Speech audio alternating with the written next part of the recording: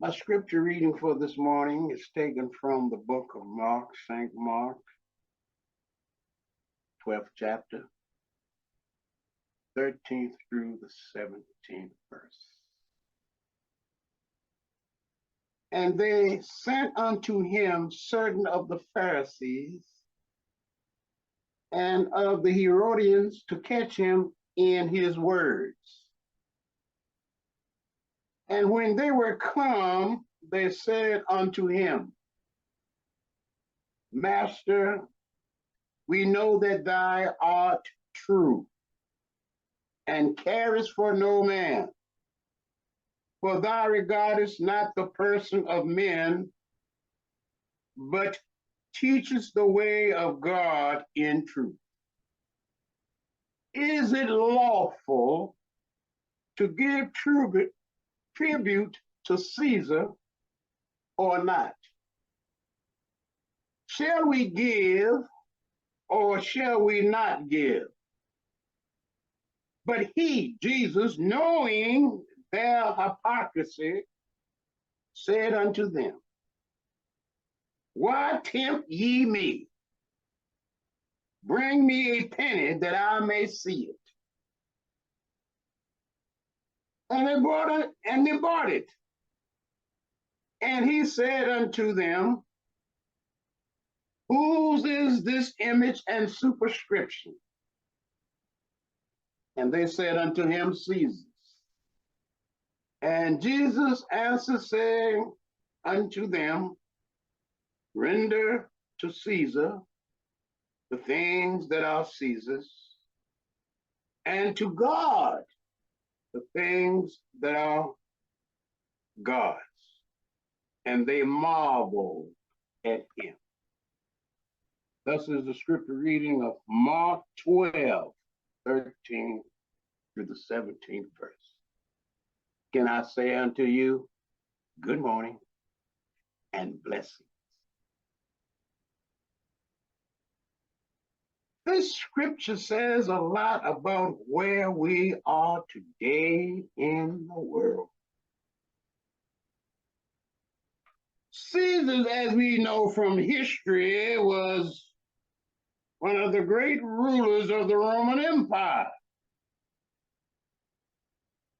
Caesar represents the seat of authority. Caesar represents the seat of power. And Caesar, during his time, basically represented or had control over all that there was. But you know, Caesar is just so much alive today as he was back during the times of Jesus. And as we open our eyes to the presence of Caesar, in today's world, Caesar represents the government. This government under which we are living, Caesar.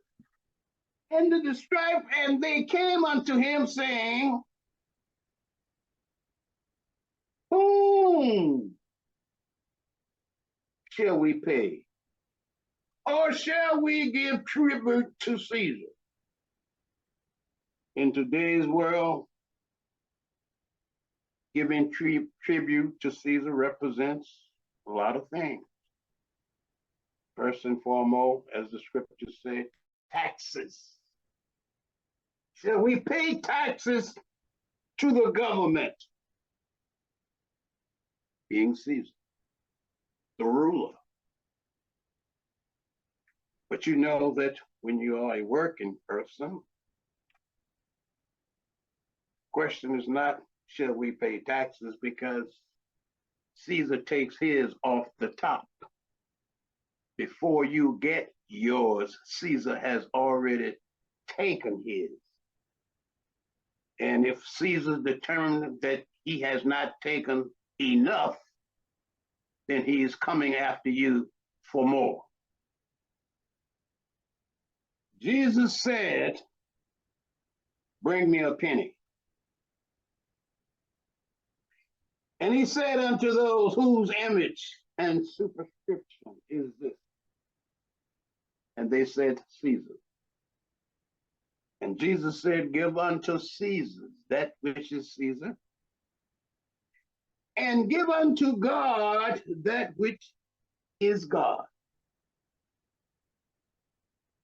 Now we have a tendency to put all our emphasis, our feelings, and our emotions into the things of Caesar, meaning the world. We live for the world. We live for the things of the world. And now, as we are at this place of concern about the government being shut down, and as of last night late, there was a extension. Now we have a 45-day extension before they come up with a decision as to whether the government is going to close down. And so many of us, millions of people, are concerned about how Caesar affects our lives.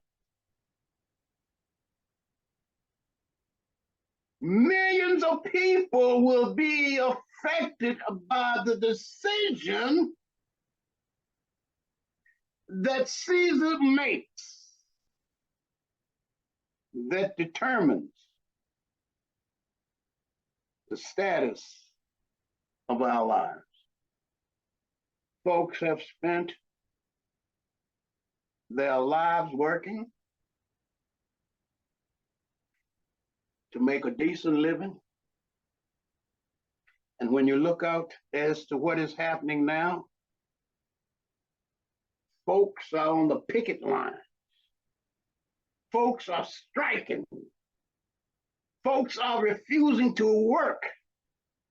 People in the medical profession walking off the job. People are refusing to work in the automobile industry. Everywhere you look, folks in Hollywood striking, protesting, not enough money, not enough benefits, not enough this and that. Oh, what Caesar is doing to the people of this country. Wow. Folks don't know if they're going to be able to pay their rent. Folks don't know if they're going to be able to put food on the table. Folks are concerned about the daycare centers closing down. Folks are concerned about not having a job. You got folks at the airports not working, flights being canceled, whole lot of things going on because of Caesar. And what do? We scratch our heads, we pull our hair, we worry, we fret, not knowing what tomorrow brings. Because we have spent all of our lives depending on Caesar, depending on the government to take care of us, to look after us, to provide for us.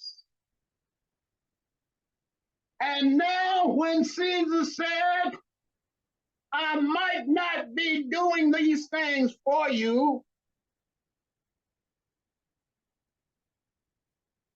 we're caught. We're strung out on a limb. Don't know what tomorrow will bring. That is because we put our trust and our faith in the things of the world.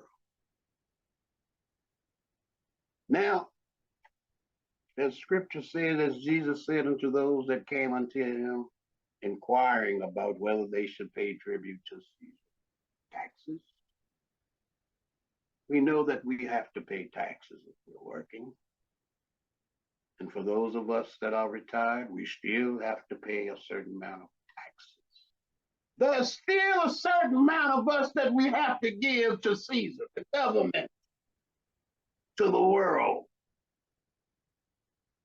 But Jesus said, give unto Caesar that which is Caesar's, but give unto God that which is God. And the superinscription that Jesus spoke about should be inscribed on our hearts. And we should give to God first. You see, it is the God within us that makes it possible that we can give to Caesar. It is the God within us that makes it possible that we can give to the government that has promised to give back a portion of that which we have given. But if we put all of our focuses on Caesar and his government and not on God, we are fighting a losing battle. There's no way that we can win when all of our focuses are on the world, the government of Caesar. And if you're not aware, you know, there's in the government, there is so much division. Folks fighting amongst themselves. Elected officials that we have elected to run the government, to make it equal for all, and to do the things that all will benefit. They're talking about not being able to pay the servicemen that put their lives on the line. They're talking about traffic controllers walking off the job. Who's going to be directing the airplanes coming and going? One of the biggest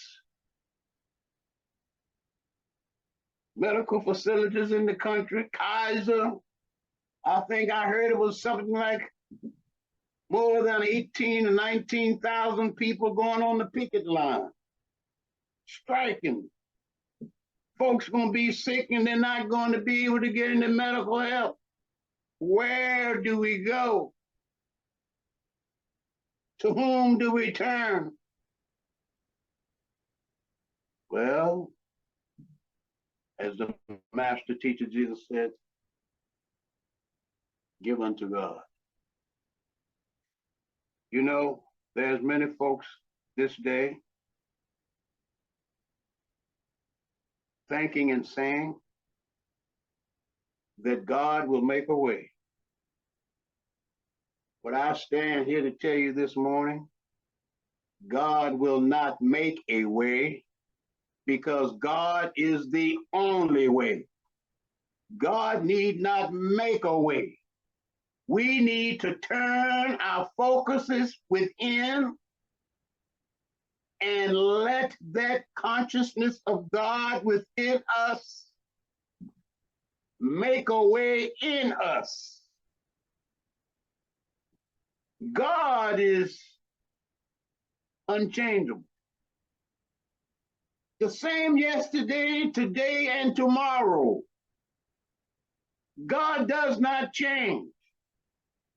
So how is it that folks are saying God will make a way? God will make a change. God does not change.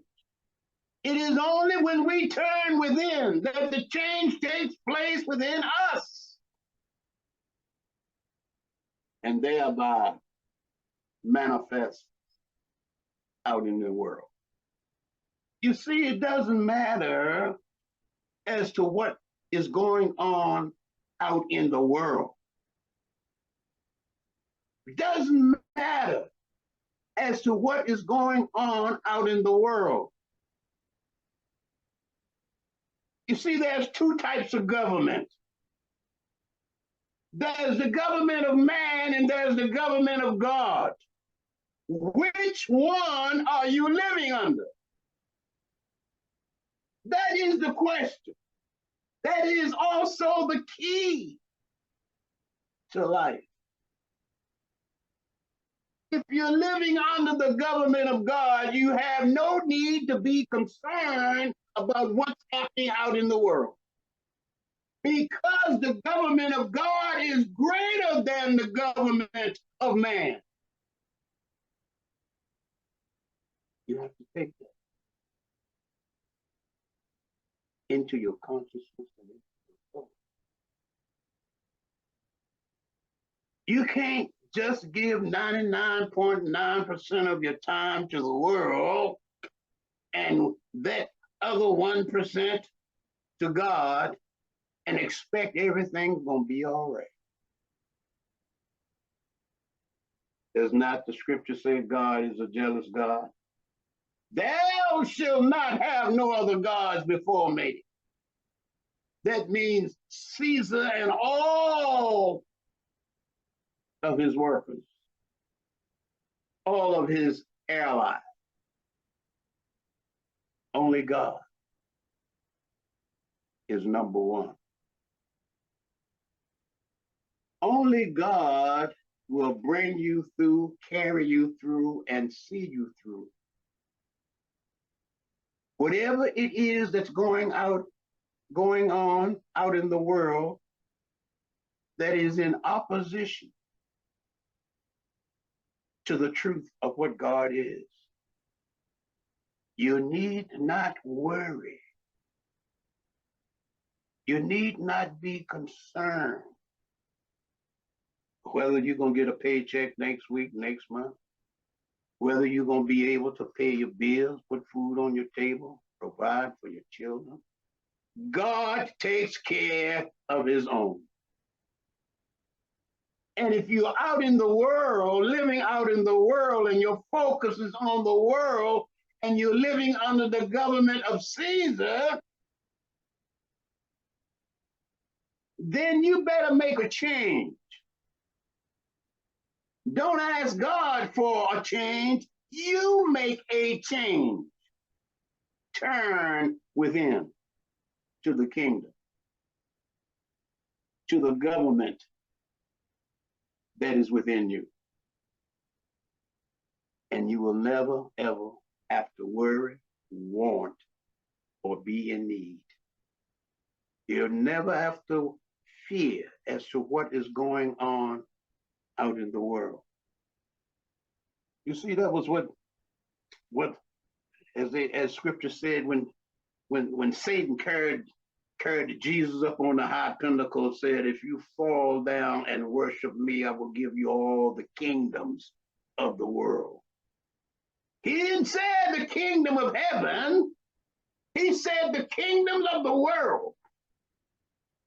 All the things that Caesar has promised you is what Satan was speaking about when he was talking to Jesus. And Jesus didn't accept that because he knew that the things of the world was temporal, that the things of the world would not satisfy that inner desire, that spiritual growth and unfoldment. He knew that the things of the world will take away your peace and your joy, your harmony and your happiness. The things of the world can also take away your prosperity and your success. The things of the world can also take away your health. Wow. And this is where we spend our entire lives, seeking the things of the world that does not give but takes away. Now, I'll be the first to say you got to go out there and you got to work, make a living. You got to do what you got to do. But in all your doings out there in the world, make God your number one priority. There's no greater power in all the world than the power of God within you. Caesar has no power over you unless you give it to him. Caesar has no power over you unless you give it to him. I want to share this story with you, an experience. You might have heard me say it many years ago, some years ago, when I worked at the House of Representatives. I was in the senator's chamber one day on my lunch break, reading a newspaper. And somebody happened to come into the senator's chamber and see me sitting there reading the newspaper. And he said to me, "What are you doing sitting in here? This is the senator's chamber. You're not supposed to be in here. Don't you know you could get fired?" And I looked at that individual and I said to him, "I don't work for the senators. I work for God." So the senators can't do anything to me. That guy looked at me like I was crazy, turned his head, and he walked out. Well, it was true. I spoke a truth. The work that I've come to do and the work that I am doing, as well as you, is that of God, not of man. And so you must instill in your consciousness, in your soul, that the work that you're doing, whatever it is, you're not doing it for man, but you're doing it for God. And when you know within yourself that that which you're doing for the service and the will of God, you cannot be moved. There is nothing to fear. No one can take away from you what God has given you. Make God your number one priority. And don't spend your time wishing and hoping that God will make a change, because it's not going to happen. Turning within and accessing or becoming one with that God consciousness within you, the change will take place within you. And the change that takes place within you will affect everything around you and everything out here,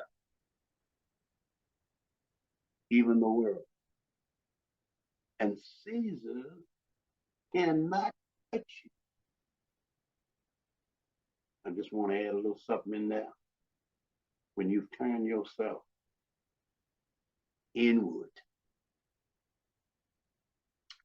to that government of God, and that light began to shine within you, Caesar of the world will bow down to you, because Caesar of the world has no power over you or the light that is within you. You'll see how the change takes place. The change is not in God. God is unchangeable. The change takes place within us. Now we recognize. Now we know the truth, the very essence of what we are. But I will be the first to say that there are going to be those that will continue on as they have, thinking that they can or that they are smarter than Caesar of the world. If you don't turn within and access or live under the government of God, you will continue to be dominated and influenced by the things of Caesar. And just as the government is going through this dark time now, the darkness of what is going on will affect those that are living under the government of man.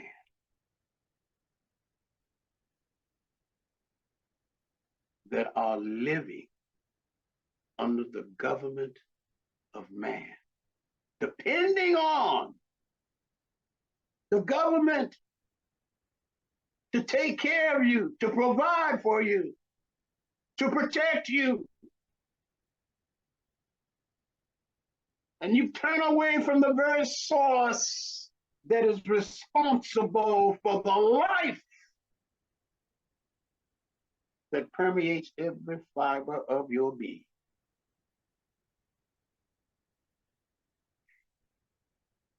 And if you continue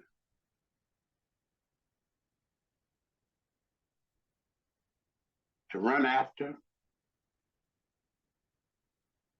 to seek after the things of Caesar, the world,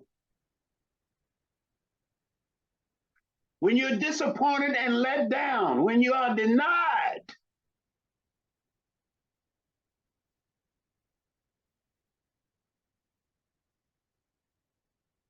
don't turn to God.